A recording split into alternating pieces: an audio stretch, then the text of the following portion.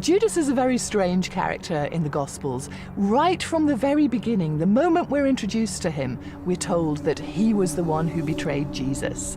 So there's never any uncertainty about that. One of the difficulties in the Gospel texts is that we're not specifically told, at least not by our earliest source, Mark's Gospel, why Judas did it. It's completely inexplicable. Some people suggest that what Judas was actually trying to do was to force Jesus' hand, to get him to appear before the high priest and to push Jesus into openly declaring who he was.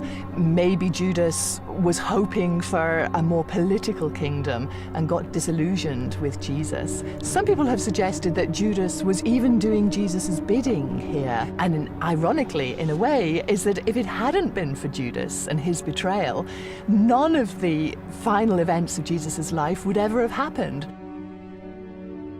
Of all the canonical Gospels, Matthew is the only one that explains to us Judas's fate after his great act of betrayal.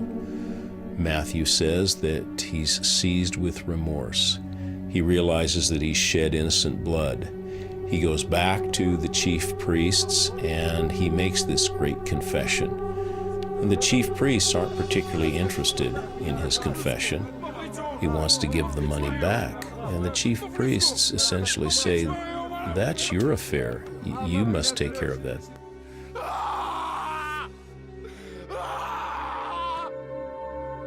Judas has always been seen as the archetypal evil man, the bad guy of history. Even though when he sees what happens to Jesus, he goes away and hangs himself and presumably feels a certain amount of remorse for that, he's never really been forgiven. Dante put him at the very center of hell. He is the most evil man that ever existed.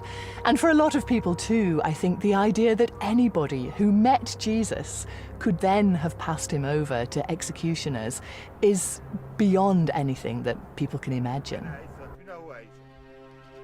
Now the betrayer had given them a sign, saying, "The one I will kiss is the man. Seize him and lead him away under guard." The kiss, which has become famous in story, in song, in art, the Judas kiss, the kiss of betrayal, was a tremendously symbolic act. A kiss in Old Testament times was symbolic of reconciliation between estranged parties. For example, Jacob and Esau have been estranged for 20 years. When they finally meet back together again, the book of Genesis tells us that Esau runs to Jacob to greet him.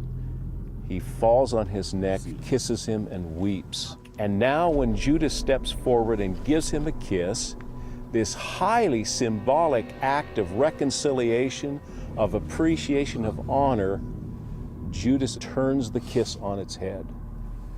And it becomes this act of betrayal.